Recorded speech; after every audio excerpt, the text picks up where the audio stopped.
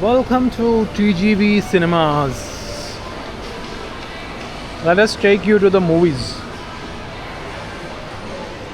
പെട്ടെന്ന് കണ്ടു കഴിഞ്ഞിട്ടുണ്ടെങ്കിൽ ഏതോ സൂപ്പർ മാർക്കറ്റാന്ന് ആയിരിക്കില്ലേ, ഒരു മൂവി തിയേറ്ററിൻ്റെ ലുക്കൊന്നുമില്ലല്ലോ. ഫ്രണ്ടിൽ കുറേ സാധനങ്ങളൊക്കെ വെച്ചിട്ട് ഓക്കെ അകത്തേക്ക് കയറുമ്പോൾ കുറേ LED വാളുണ്ട്.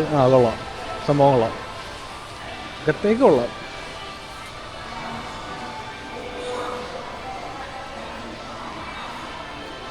MVC ഇത് കണ്ടോ, നോർമൽ ടിക്കറ്റ് 16 ആണെങ്കിൽ MVC സിംഗിൾ എന്നും പറഞ്ഞിട്ട് 10 കാണിക്കും. അതായത് നമുക്ക് 10 റിങ്കറ്റ് കൊടുത്തിട്ടുണ്ടെങ്കിൽ നമുക്ക് എക്സ്ട്രാ ഓഫർ കിട്ടും. പിന്നെ ഈ സംഭവങ്ങളൊന്നും വേണ്ടല്ലോ.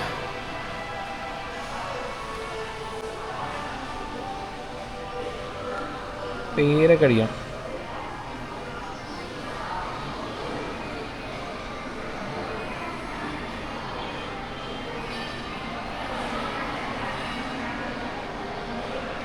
TGV movie club pay by card.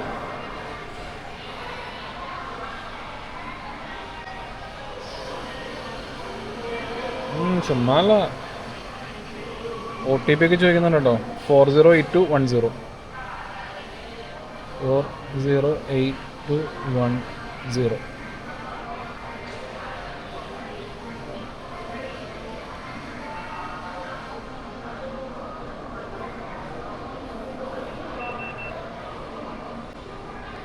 Payment success.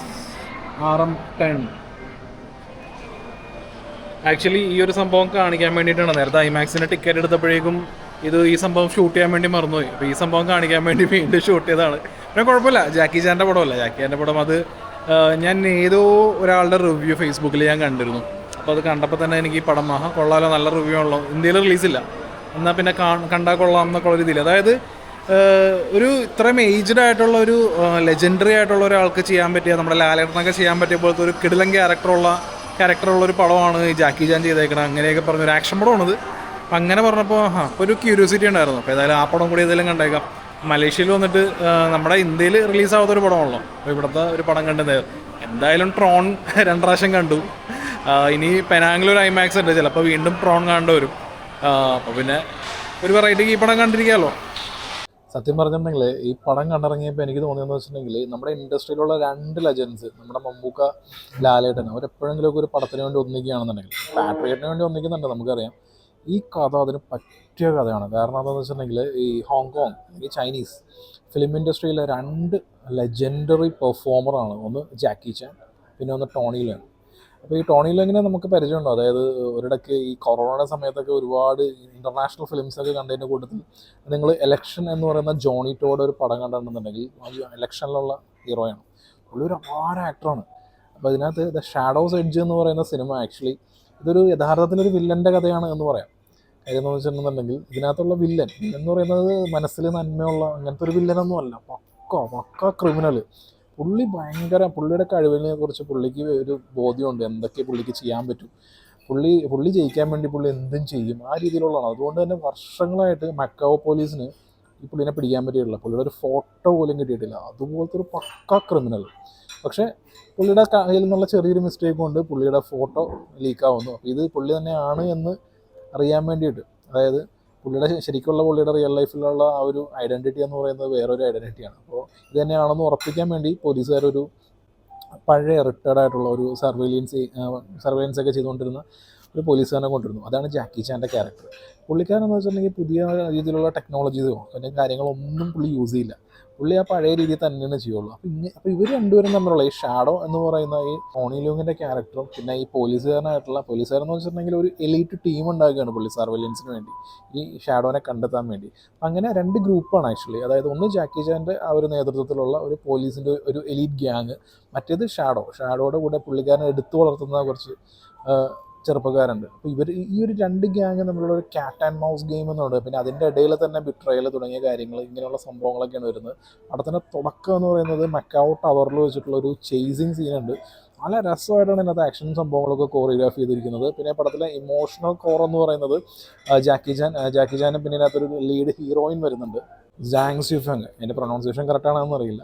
അപ്പോൾ പുള്ളിക്കാരി ഈ ജനറേഷനിലെ ഏറ്റവും മികച്ച നടി എന്നാണ് പറയുന്നത്. ഞാൻ വേറെ സിനിമകളൊന്നും ഞാൻ കണ്ടിട്ടില്ല പുള്ളിക്കാരിയുടെ. പക്ഷേ ഈ പടത്തിലുള്ള പെർഫോമൻസ് കിഡിലനായിരുന്നു. കാര്യം എന്ന് വെച്ചിട്ടുണ്ടെങ്കിൽ ആക്ഷൻ സീക്വൻസ് ആണെങ്കിലും ഇവർ ജാക്കി ചാൻ്റെ ക്യാരക്ടറും ഈ ക്യാരക്ടറും തമ്മിലുള്ള ഒരു ഇമോഷണൽ കണക്ഷൻ ഉണ്ട്. അത് ഓവർ മെലോഡ്രാമയോ അല്ലെങ്കിൽ അങ്ങനെയുള്ള സംഭവങ്ങളോ ഒന്നുമല്ല, ചുമ്മാ നൈസ് ഡയലോഗുകളാണ്. ആ ഡയലോഗുകളും പിന്നെ ഒരു നോട്ടം കൊണ്ടും വളരെ സട്ടിലായിട്ടൊക്കെ ചെയ്തിരിക്കുന്നത്. പിന്നെ ഞാൻ പറഞ്ഞല്ലോ 2 ലെജൻസ് ആണ് ഈ പടത്തിലുള്ളത്. ഈ ലെജൻസ് ഉള്ളത് ഇവർക്ക് ഒരു സ്റ്റാർ ഇമേജ് ഉണ്ട്. ഇപ്പോൾ ജാക്കി ചാൻ ആണെന്നുണ്ടെങ്കിൽ പുള്ളിക്കാരൻ വേൾഡ് വൈഡ് ഫേമസ് ആണ്. ഇപ്പോൾ ജാക്കി ചാൻ്റെ ഒരു പോപ്പുലാരിറ്റി ഞാൻ എടുത്തു പറയേണ്ട ആവശ്യമില്ലല്ലോ. പക്ഷേ ടോണി ലെങ് ആണെന്നുണ്ടെങ്കിലും ആ ഒരു ഹോങ്കോങ്ങിലാണെങ്കിലും ചൈനയിലൊക്കെ ആണെങ്കിലും ഭയങ്കര ഫേമസ് ആയിട്ടുള്ള ഒരു ലെജൻഡറി ആക്ടറാണ്. ഇവരുടെ ഒരു പേഴ്സണൽ ഇമേജ് സംഭവങ്ങളൊന്നും ഈ സിനിമയിൽ ഈ കഥയിൽ കൊണ്ടുവന്നിട്ടില്ല. കാര്യം ഈ കഥയിലുള്ള ക്യാരക്ടേഴ്സ് എന്താണോ അതാണ് അവർ നീറ്റായിട്ട് അവരിത് പെർഫോം ചെയ്ത് പോകുന്നുണ്ട്. അപ്പോൾ അതിനകത്ത് ഞാൻ പറഞ്ഞിട്ടുണ്ടോ, വില്ലന് പ്രാധാന്യമുള്ള സിനിമയാണ്. അപ്പോൾ എന്താ പറയുക, നായകനേക്കാൾ സ്ട്രോങ് ആയിട്ടുള്ള അങ്ങനെയൊക്കെയുള്ളൊരു വില്ലനാണ്. അപ്പോൾ അതിനകത്ത് യാതൊരുവിധ എന്താ പറയുക ഒരു എൻ്റെ ഇമേജിനെ ബാധിക്കുമോ അങ്ങനെയുള്ള സംഭവങ്ങളൊന്നും ഇല്ലാണ്ട് ജാക്കി ചാൻ വെടിപ്പായിട്ട് ചെയ്തിട്ടുണ്ട്. എന്ന് വെച്ചാൽ ജാക്കി ചാൻ്റെ ഒരു സംഭവമല്ല, പടം ആ ക്യാരക്ടർ ഭയങ്കര രസമുള്ള ക്യാരക്ടറാണ്. പിന്നെ ഈ പടം ഒരു റീമേക്ക് ആണെന്ന് പറയുന്നു. ഇതിൻ്റെ ഒറിജിനൽ വേർഷൻ ഞാൻ കണ്ടിട്ടില്ല. ഞാൻ ഈ പടത്തിന് നല്ല അഭിപ്രായം കേട്ടപ്പോൾ ഒന്ന് കാണാനോ തിരിച്ച് കണ്ടതാണ്. പക്ഷേ ഞാൻ ഹൈലി സാറ്റിസ്ഫൈഡ് ആണ്. കാരണം ഈ വർഷം കണ്ട സിനിമകളിൽ ഏറ്റവും സാറ്റിസ്ഫാക്ഷൻ കിട്ടിയ സിനിമകളിൽ ഒന്നാണ് ഈ പടം. അതിന് കാരണം എന്താണെന്ന് വെച്ചിട്ടുണ്ടെങ്കിൽ ഒന്നാമത് സിനിമയുടെ കഥ, പിന്നെ ഇതിനകത്ത് ആക്ഷൻ സീക്വൻസ്, ഈ ടോണി ലെങ്ങിൻ്റെ ഒരു കോറിഡോർ. ഈ ഏഷ്യൻ പടങ്ങളിലൊക്കെ കോറിഡോർ ഫൈറ്റ് എന്നൊക്കെ പറയുന്നത് അറിയാമല്ലോ, അത് നല്ല നല്ല എഫേർട്ട് എടുത്ത് ഇങ്ങനെയുള്ള സംഭവമാണ്. പുള്ളി ഈ പ്രായത്തിലൊക്കെ എന്നാ സ്വാഗാണ്, എന്താ സംഭവം.